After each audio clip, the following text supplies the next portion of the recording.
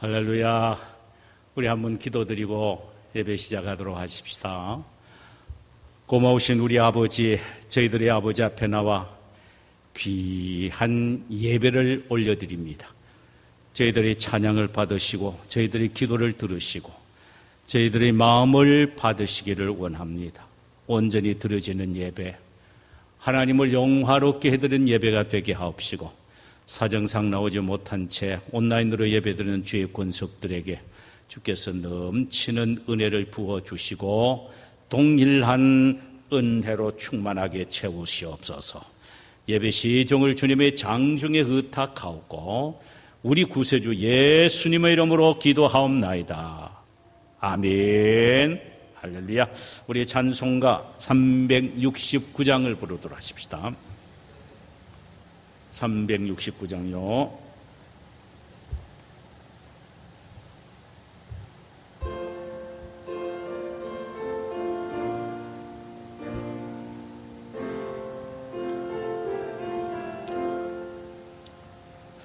죄짐 맡은 우리 고조 어찌 좋은 친구인지, 걱정 근심 무거운 짐 우리 주께 맡기세. 주께 고함 없는 고로 복을 받지 못하네. 사람들이 어찌하여 아랠 줄을 모를까. 시험 걱정 모든 괴로움 없는 사람 누군가. 부질없이 낙심 말고 기도드려 하뢰세. 이런 진실하신 친구 찾아볼 수 있을까. 우리 약함하시오니 어찌 아니하랴까. 근심 걱정 무거운 짐 없는 사람 누군가. 피난처는 우리 예수, 주께 기도드리세. 이 세상 친구 멸시하고 나를 조롱하여도 예수 품에 안기어서 참된 위로 받겠네. 아멘.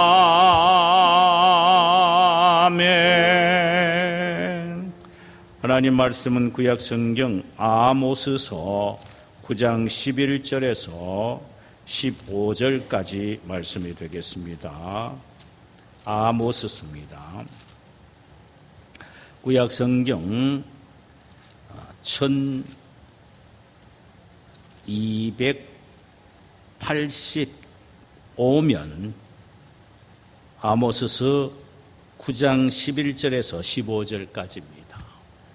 우리 한 절씩 교독하도록 하십시다. 1285면 구약 아모스서 9장 11절에서 15절입니다. 그날에 내가 다윗의 무너진 장막을 일으키고 그것들의 틈을 막으며 그 허물어진 것을 일으켜서 옛적과 같이 세우고 그들이 에돔의 남은 자와 내 이름으로 일컫는 만국을 기업으로 얻게 하리라. 이 일을 행하시는 여호와의 말씀이니라. 여호와의 말씀이니라. 보라, 날이 이를지라. 그때에 파종하는 자가 곡식 추수하는 자의 뒤를 이으며 포도를 밟는 자가 씨 뿌리는 자의 뒤를 이으며 산들은 단 포도주를 흘리며 작은 산들은 녹으리라. 내가 내 백성 이스라엘이 사로잡힌 것을 돌이키리니 그들이 황폐한 성읍을 건축하여 거주하며 포도원들을 가꾸고 그 포도주를 마시며 과원들을 만들고 그 열매를 먹으리라. 함께 읽읍시다. 내가 그들을 그들의 땅에 심으리니 그들이 내가 준 땅에서 다시 뽑히지 아니하리라. 내 하나님 여호와의 말씀이니라. 아멘. 할렐루야. 주께서 오늘 이 시간 우리 모두에게 넘치는 은혜를 주시기를 원합니다. 우리가 함께 나누고자 하는 은혜의 말씀의 제목은 이스라엘의 회복입니다. 본문은 아모스서 9장 11절에서 15절까지입니다. 하나님은 거룩하신 분이시기 때문에 죄를 싫어하시고 악을 미워하시는 것입니다. 그래서 하나님은 당신의 백성들이 죄를 범하고 악을 행할 때마다 모르는 척하고 눈을 감으시는 것이 아니라 때로는 인생 막대기와 채찍으로 그들을 징계하시기도 하시지요. 하나님의 징계는 당신의 백성들을 멸하기 위함의 징계가 아니고 종국적으로 그것을 통하여 다시 회복시키시기 위하여 하시는 은혜와 사랑의 표현입니다. 다시 말씀드리면 징계를 통하여 죄와 악의 자리에서 돌이켜 의와 거룩의 자리로 돌아오게 하시며 회복시키시는 데 목적이 있으시다라는 말씀입니다. 하나님은 나수르를 충동하여 북쪽 이스라엘을 무너뜨리시고 바벨론을 통하여 남쪽 유다를 포로로 잡아가게 하신 것도 다 그들을 새롭게 하여 회복시키기 위함의 목적이 있었습니다. 오늘 본문은 아모스서의 결론 부분입니다. 이스라엘을 하나님은 다시 멋있는 최걸작품으로 회복시키시겠다는 것입니다. 자, 상세하게 보면은 하나님이 이스라엘을 회복시키시고자 하는 그 날은 언제입니까?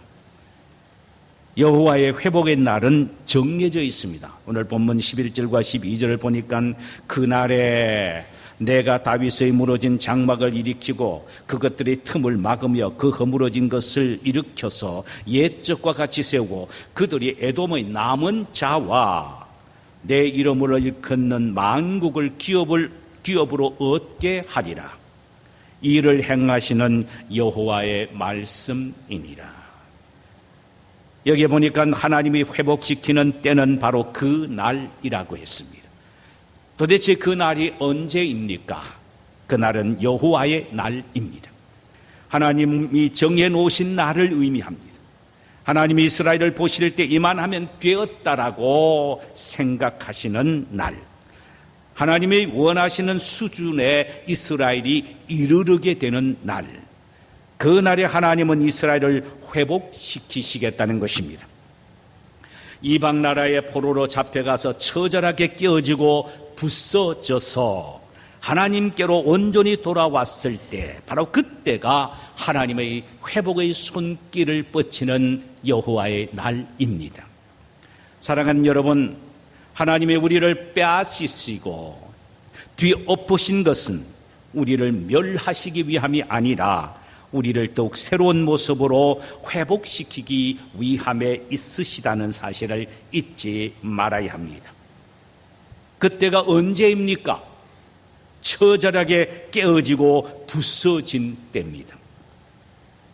그래서 더 이상 견디기가 힘들어서 두 손을 높이 들고 하나님께 구원의 은혜를 요청하는 바로 그때입니다. 그때 하나님은 우리에게 당신의 손을 뻗어서 다시 회복시켜 주시는 것입니다. 깨어지고 부서지고 박살난 바로 그때입니다. 깨어지고 부서지고 박살난 것은 얼마나 아프고 고통스러운지 모릅니다. 그러나 그때가 바로 하나님이 다시 회복시키시는 하나님의 때입니다. 그러면 하나님이 어떻게 구체적으로 이스라엘을 회복시킨다고 말씀을 하셨습니까? 첫째로 무너진 다윗의 장막을 다시 세우시는 일을 통했습니다. 다윗의 왕국이 아무리 화려하고 강해 보여도 그것은 무너진 초막에 지나지 않는다는 것입니다. 우리가 잘 압니다. 다윗의 왕국은 엄청나고 화려하고 영광스럽고 강했습니다. 그러나 그 세상적인 다윗의 왕국, 실제로 역사 속에서 다윗이 세웠던 왕국은 하나의 무너진 초가에 지나지 않는다는 것입니다. 초막에 지나지 않는다는 것입니다. 그래서 다윗의 초막 혹은 장막이라는 말로 표현을 했습니다. 실제로 통일 이스라엘은 찢어진 초막처럼 남북으로 갈라져서 종국은 원수들에 의하여 철저하게 퇴락되고 황폐했었습니다. 그러나 하나님은 이제 그 틈을 막고 그 퇴락한 것을 일으켜 세우시겠다고 약속을 하셨습니다. 여기에 그 틈을 막고란 말은 분열된 두 나라를 통일시키겠다는 것입니다. 우리가 잘 압니다. 통일 이스라엘의 가장 화려한 때는 다윗의 왕국입니다. 그 아들 이후 그리고 손자인 르호보암과 여로보암 때에 나라가 두 동강으로 나버리고 말았습니다. 여호와 하나님께서 그 틈을 막고란 말은 두 나라를 통일시키겠다는 말입니다. 이는 갈라진 남과 북이 하나로 통일될 것을 말씀하십니다. 이에 대하여 호세아 선지자는 더욱더 구체적으로 예언을 했지요. 이에 유다 자손과 이스라엘 자손이 함께 모여 한 우두머리를 세우고 그 땅에서부터 올라오리니 이스라엘의 날이 클 것임이니라. 한 두목을 중심으로 해서 남북이 통일되어 거대한 다윗 왕국을 다시 세우시겠다는 것입니다.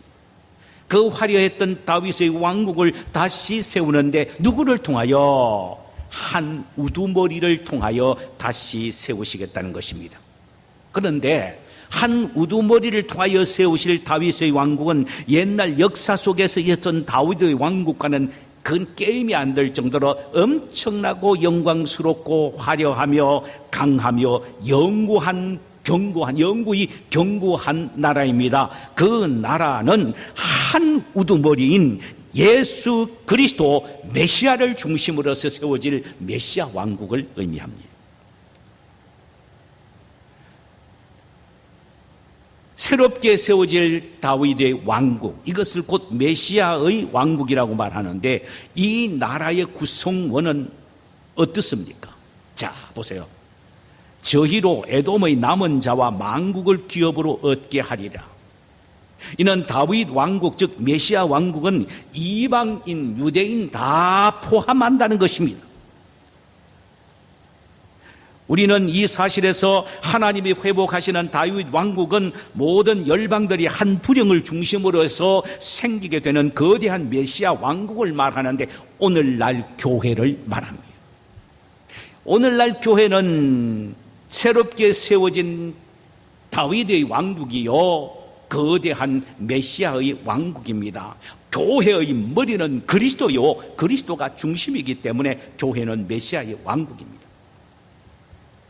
교회는 한두령인 예수 그리스도를 중심으로 해서 모여진 하나님의 나라이며 메시아 왕국입니다. 하나님은 이스라엘의 징계를 통하여 민족적인 이스라엘보다 더 영광스러운 메시아 왕국을 회복시켜 주시겠다는 말씀입니다. 물론 그들이 바벨론과 아수르에게 포로로 잡혀갔었을 때 다시 회복된 것은 그 이스라엘 나라의 회복은 맞습니다. 그러나 그것을 의미하는 것이 아닙니다. 다시 회복된 이스라엘은요, 옛날 유다 왕국, 즉 다윗의 왕국에 비하면 아무것도 아닙니다. 연약하지요. 그러나 그것을 말씀하시는 것이 아니고 메시아를 중심으로 해서 세워질 거대한 메시아 왕국, 다윗의 왕국은 거기에 견줄 수 없을 정도로 엄청나고 영광스럽고 거대한 메시아 왕국을 의미합니다. 하나님은 바로 메시아를 통하여 새롭게 메시아 왕국을 세우시겠다는 것입니다. 이것이 바로 교회라는 것입니다. 기억하십시오. 하나님은 우리의 실패와 낭패 속에서의 회복은 감질나는 회복이 아니며 전에는 상상할 수 없을 정도의 전혀 새로운 회복입니다. 더 축복되고 영광스러운 회복이라는 사실입니다. 여러분, 우리가 알아야 합니다. 예수 그리스도를 통하여 세워진 교회, 이것이 바로 영광스러운 메시아 왕국인데, 하나님이 이 메시아 왕국을 통하여, 교회를 통하여 주시는 하나님의 은혜와 축복은 사실 지상에 존재했던 다윗 왕국과 견주면은 다윗 왕국은 여기에 게임이 안 될 정도로 교회를 주시는 교회를 통하여 주시는 하나님의 왕국, 메시아 왕국에 내리실 하나님의 축복은 엄청납니다. 이곳에서 하늘나라의 천국을 맛보게 됩니다. 하나님의 임재를 경험하게 됩니다. 하나님의 은혜를 맛보게 됩니다. 하나님의 축복을 맛보게 됩니다. 정말로 영광스러운 천국의 맛을 느끼게 된다 이 말입니다. 기억하세요. 옛날 다윗 왕국은 물질적으로 풍요롭고 그저 태평성대한 면에서는 좋은 일이지만은, 그러나 오늘날 교회가 갖는 영적인 평안과 영적인 기쁨과 천국의 영광스러움과 하늘나라의 영광스러움을 전혀 맛보지 못했습니다. 그러므로 오늘날 세워지는 메시아의 왕국, 이 교회에 주시는 하나님의 축복은 엄청난 것입니다.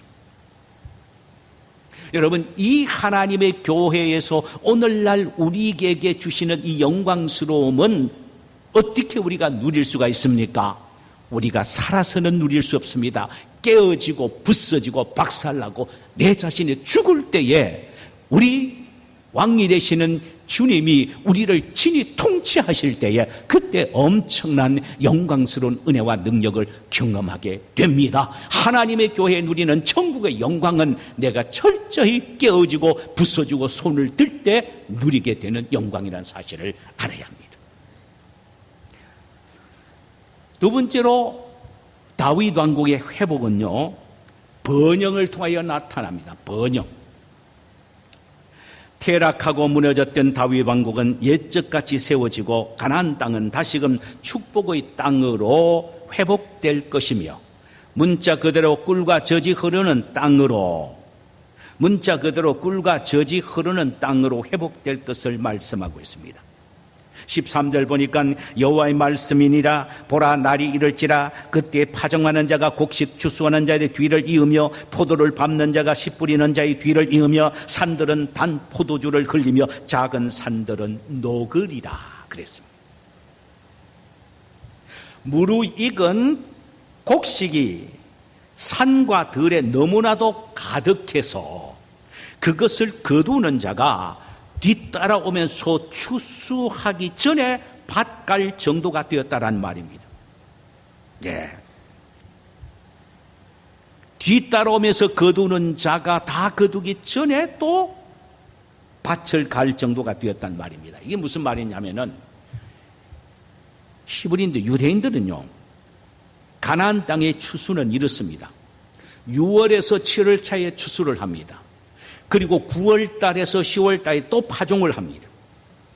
이 말씀의 의미는 6월과 7월 사이에 추수하는 사람이 빨리 추수를 해야만이 9월 달에 씨 뿌리는 자가 뒤를 따라오면서 씨를 뿌리는데, 얼마나 곡식이 풍성한지 7월과 8월에 곡식을 거두는, 6월과 7월에 곡식을 거두는 추수꾼이 다 거두기도 전에, 왜? 9월 달부터 다시 씨를 뿌리는데 너무너무 많아서 다 거두기도 전에 뒤에서 따라오면서 빨리 거둬요 하면서 뒤를 따라오면서 씨를 뿌린다는 것입니다. 이만큼 가나안 땅은 꿀과 젖이 흐를 정도로 풍성하다는 것입니다. 이런 축복이 이들에게 있어질 것이라는 말입니다. 이것의 회복의 축복입니다.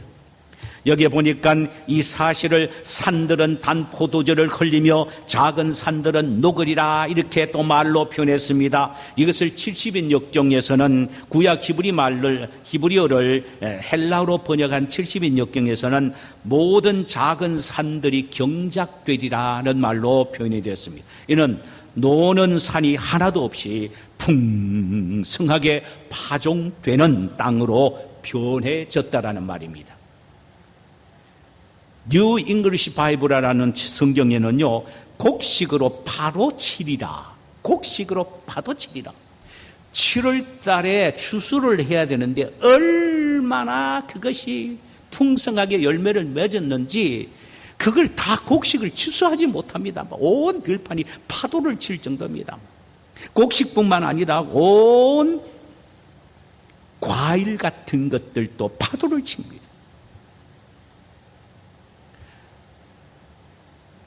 옥토와 가나안 땅은 기름진 옥토가 되어서 젖과 꿀이 흐르는 넘치는 축복의 땅으로 바뀌어질 것이다라는 회복의 예언입니다. 14절을 보실까요?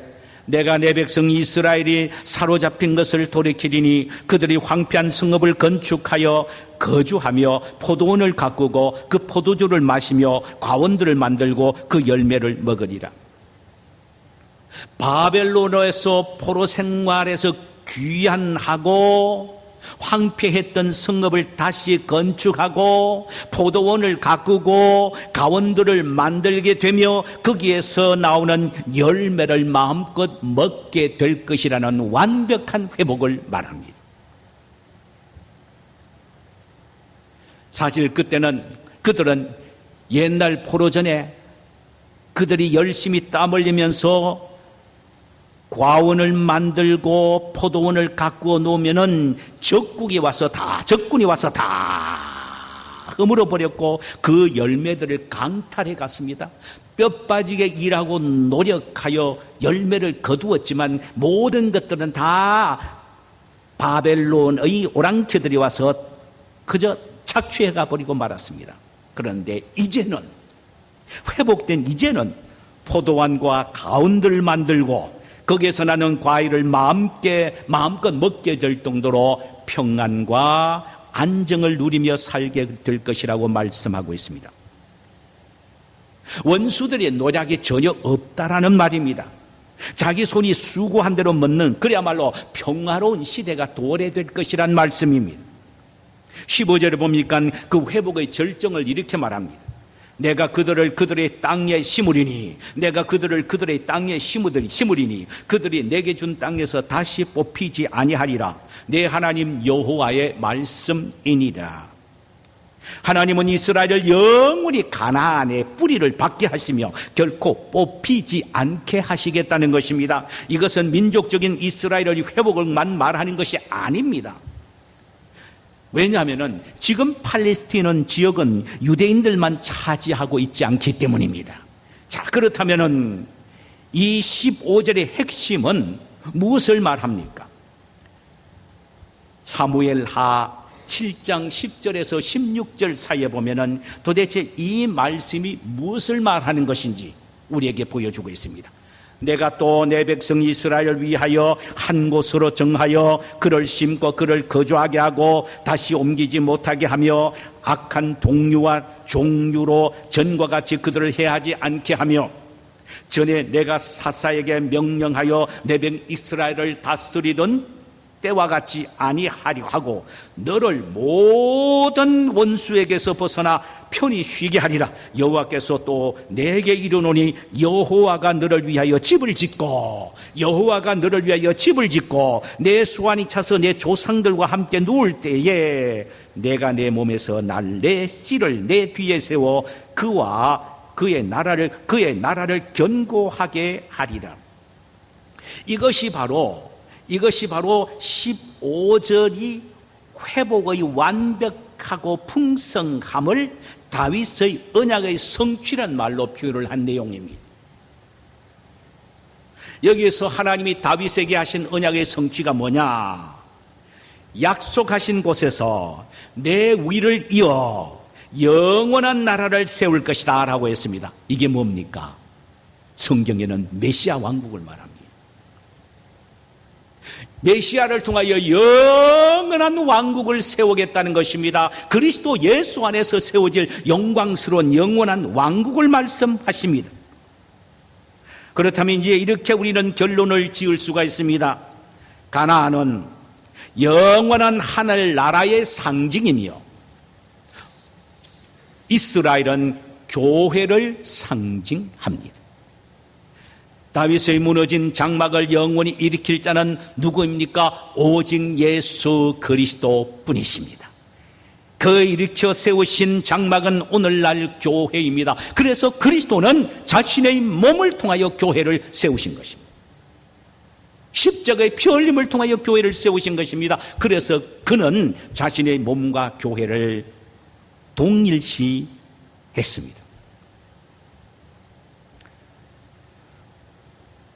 그 교회라는 곳은 에돔의 남은 자들뿐만 아니라 이방의 남은 자도 구별 없이 그리스도의 이름을 일컬음을 받은 모든 사람이 위하여 세워지게 된다는 것입니다. 항구한 성금은 지금도 계속 건축되어 가고 있고 앞으로도 계속 지어지게 될 것입니다. 그 성읍에 거하는 자들은 지금도 계속 포도문을 심고 그 포도주를 마시고 즐거워할 것입니다. 이것은 무슨 말입니까? 오늘날 영광스러운 하나님의 나라인 교회는 점점 세워지고 있는 겁니다. 확장되어 가고 있습니다. 그리고 그 속에 들어오는 사람들은 포도주를 마시며 포도원을 누리며 영광을 누리며 살게 된다 이 말입니다. 그리스도를 중심으로 해서 교회에 내려줄 하나님의 축복과 그 영광스러움을 마음껏 누리며 만끽하는 영적인 포만감을 이야기합니다.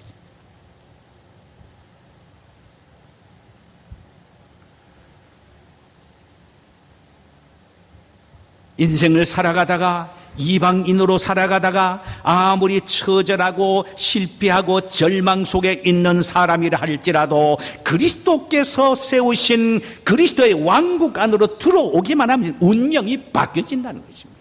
운명이 바뀌어진다는 것, 새롭게 되어진다는 것입니다. 완벽하게 회복된다는 것입니다. 그리고 그 삶 속에서 누리는 은혜를 맛보는데 성령께서 주시는 영적인 포도주와 음료를 마음껏 마시면서 즐거워하게 된다는 말입니다. 이 영광스러운 메시아의 왕국인 교회는 결코 그 어떤 힘에 의해서도 뽑히지 않으며 무너지지 않으며 넘어지지 않습니다. 그 어떤 음부의 권세도 결코 흔들지 못합니다. 그리스도가 우리를 버리지 않고 교회의 주인으로 든든히 지켜주시기 때문입니다. 할렐루야. 이 예언의 성취는 예수 그리스도의 재림으로 말미암아 영원히 완성이 될 것입니다. 우리 주님 예수님이 세상에 재림 오실 때에 그때에는 이 땅이 모두가 변화될 것입니다. 그리고 새로운 가나안이 형성이 될 것입니다. 영적인 이스라엘인 교회는 그 영광스러운 나라에서 다시는 뽑히지 않고 주와 함께 영원히 즐기며 존재하게 될 것입니다. 이것이 바로 완전하고 온전한 회복입니다.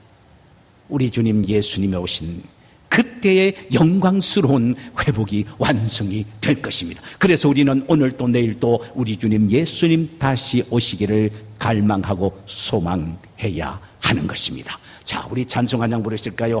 주님 다시 오실 때까지